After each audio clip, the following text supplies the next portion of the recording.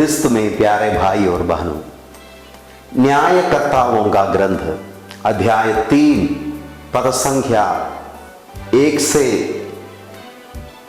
लेकर, यही वे राष्ट्र है जिन्हें प्रभु ने इस्राएलियों की परीक्षा लेने के लिए वहां में रहने दिया। इससे उसका आशय यह था कि इनके द्वारा उन इस्राएलियों की परीक्षा ली जाए जो कनान देश के युद्ध में सम्मिलित नहीं हुए थे, और इस प्रकार उन इस्राएली पीढ़ियों को प्रशिक्षण किया जाए जिन्हें युद्ध का अनुभव नहीं था। इस्राएल का इतिहास युद्ध का भी इतिहास है। युद्ध करते हुए उन लोग आगे बढ़ रहे थे, तो इस्राएल में सबको युद्ध करने का अनुभव मिला है। लेकिन जो नया पीढ़ी है, वो नए पीढ़ी को युद्ध का अनुभव नहीं थी। They took it everything for granted. उन लोग उनके जिंदगी को, उनके जमीन को, उनके स्वतंत्रता को सब कुछ हल्का से ले रहे थे। उनको युद्ध का कोई अनुभव नहीं था। They were not having any experience of war. इसलिए प्रभु ने क्या किया, बाइबल में लिखा है, प्रभु ने इस्राएल के शत्रुओं के सभी शत्रुओं का सर्वनाश नहीं करते हैं। कुछ शत्रुओं को प्रभु ने जीने दिया, कुछ शत्रुओं को प्रभु ने रहने दिया। उसके विषय में लिखा हुआ है, फिलिस्तियों के 5 शासक, सभी कानानी, सीदोनी और बाल हर्मन पर्वत से लेकर हमात के प्रवेश मार्ग तक लेबनोन की पर्वत श्रेणी में रहने वाले हिब्बी, इसी प्रकार कुछ शत्रुओं को प्रभु ने रहने दिया। He allowed the enemies of Israel to live. उनके आंखों के सामने शत्रुओं को इसलिए रहने दिया ताकि नए पीढ़ी को युद्ध करने के लिए प्रशिक्षण मिल जाए, नया पीढ़ी को युद्ध करने के लिए शिक्षण दिया जाए।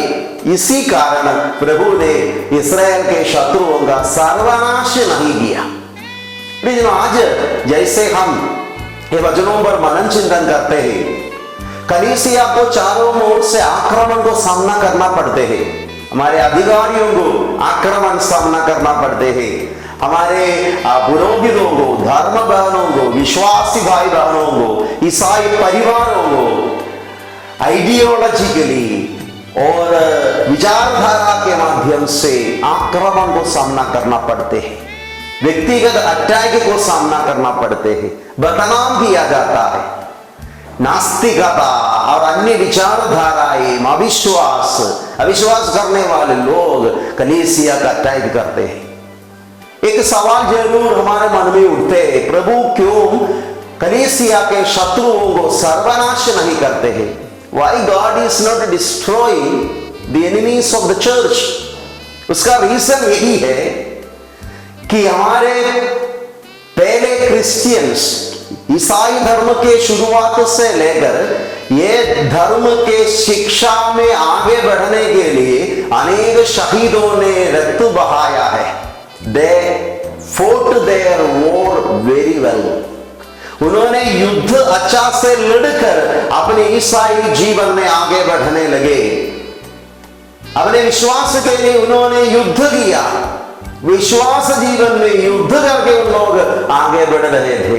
They conquered nations through fighting wars.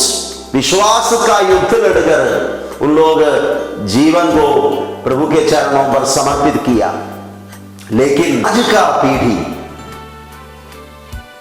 हम सभी लोग, पुरोहित, सिस्टर्स और हमारे भाई बहने, नौजवान, युवक युवतियां, पारिवारिक जीवन बिताने वाले लोग, we take our faith for granted. हम हमारे विश्वास को, हमारे विश्वास जीवन को शायद हल्का से लेते हैं।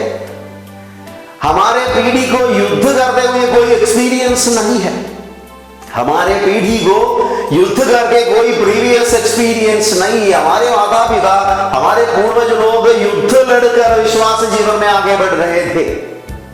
प्रियजनों, हमारे चारों मेरे शत्रु है, हमें हमारी आलोचना करने वाले लोग हैं, हमारी निंदा करने वाले लोग हैं, हमारी उपहास करने वाले लोग हैं, हमें उनसे लड़ना पड़ते हैं, युद्ध करना पड़ते हैं। उसका बेसिक कारण ही है प्रभु हमारे शत्रुओं का सर्वनाश इसलिए नहीं करते हैं ताकि हम लोगों को युद्ध करने में शिक्षा मिल जाए, that we get a chance and a training in fighting the war, fighting the faith war in our lives। प्रियजनों, इसलिए हमारे चारों ओर जो शत्रु है, हमारे आलोचना करने वाले लोग हैं, कैथोलिक विश्वास की निंदा करने वाले लोग हैं, हिम्मत नहीं करना चाहिए। कुछ शत्रुओं को प्रभु ने रहने दिया है हमारे आंखों के सामने ताकि आज के पीढ़ी युद्ध लड़ने में शिक्षा प्राप्त करे।